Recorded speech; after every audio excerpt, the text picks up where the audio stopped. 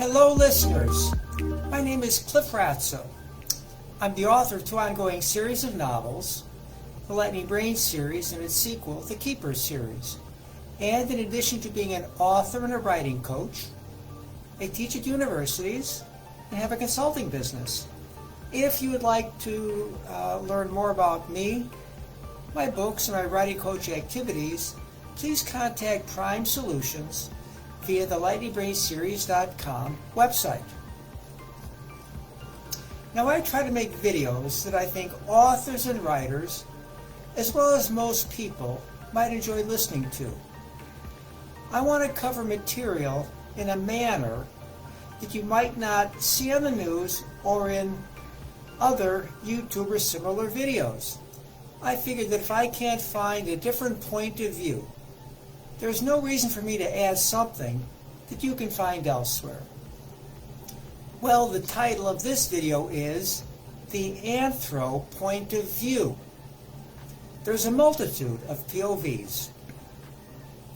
The prefix anthro comes from Greek and Latin and appears in many words. And anthro refers to humans. Let's consider this word first. Anthropomorphic. Anthropomorphic is an adjective and means to attribute human characteristics to something.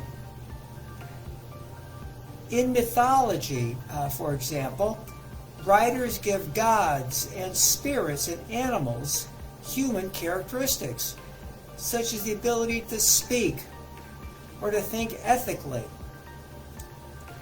And here are two figures of speech identified with anthropomorphism.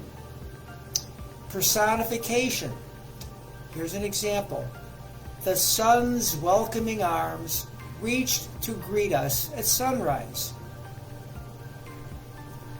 And here's another anthropomorphic characteristic coming from speaking and linguistics. Apostrophe. And this isn't the apostrophe that distinguishes plurals versus possessives. No. Here's an example of the apostrophe figure of speech. Twinkle, twinkle, little star, how I wonder where you are.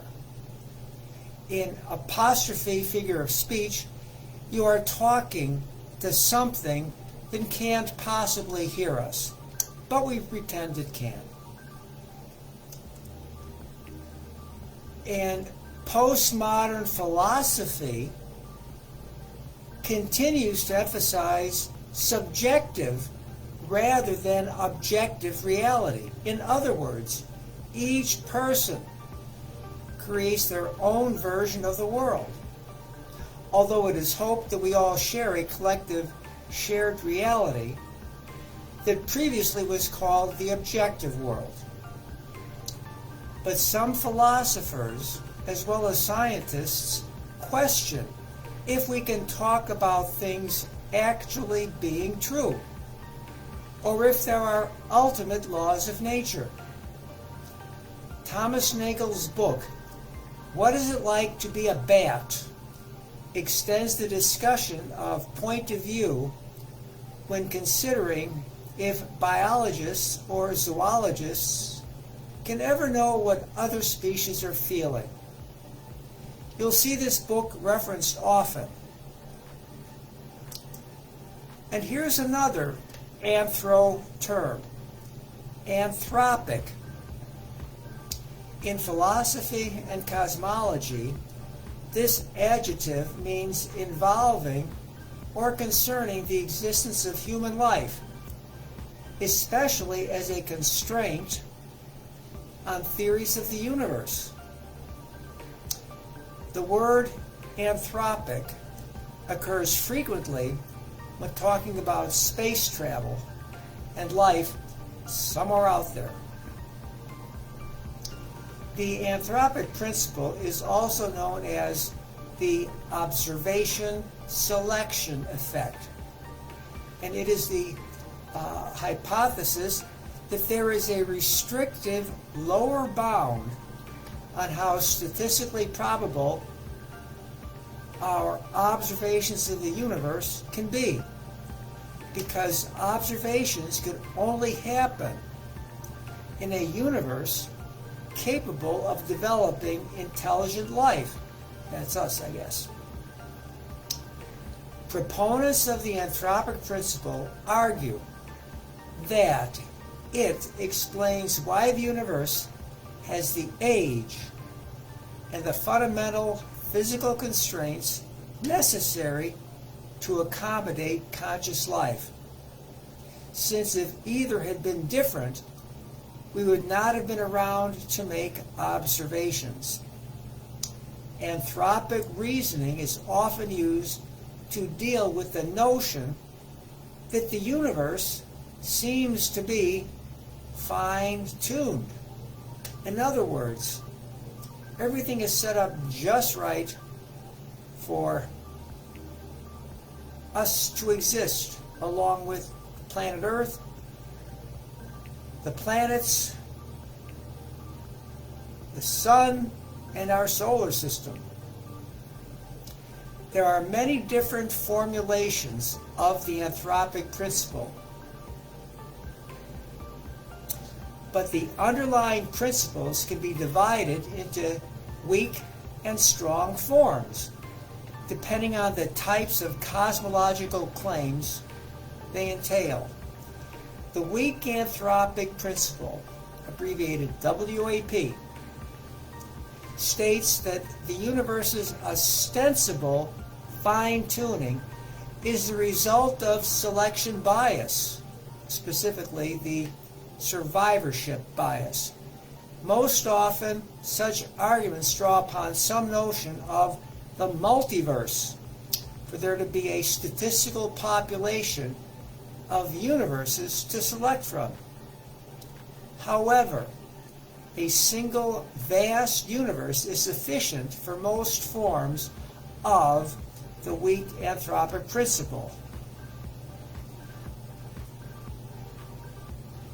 The strong anthropic principle, that's the SAP, states that the universe is in some sense compelled to eventually have conscious and sapient life emerge within it. If we aren't careful, the anthropic principle can take us into the realm of the Fermi paradox, which is described in an article I found, and it goes like this. In 1950, the great physicist Enrico Fermi asked, "Where is everybody?" He made that statement to a few of his friends during lunch at the Los Alamos cafeteria, where he and other physicists were doing research. A simple calculation shows that our galaxy is old enough for a civilization that emerged a bit before us to have colonized the entire galaxy. This is the so-called Fermi paradox, and there has been no shortage of proposed solutions. I use solutions reservedly, because I don't know which solution is the correct one, or even if such intelligent cosmic faring aliens exist. The paradox acts as a mirror to our civilization, helping us think about our own possible collective future. At least that's the idea. And here's another item connected to this. The Drake equation calculates that there could be lots of aliens out there. And that's before we venture into the metaverse. But enough about that. look for a Drake equation video if you wish. And let me end by mentioning a couple of books that help us anthropomorphize some of the unanswerable questions, such as, what is time and what is gravity? Alan Burdick's book, Why Time Flies, and Richard Panik's book, The Trouble with Gravity, are their personal and unscientific musings you might enjoy reading.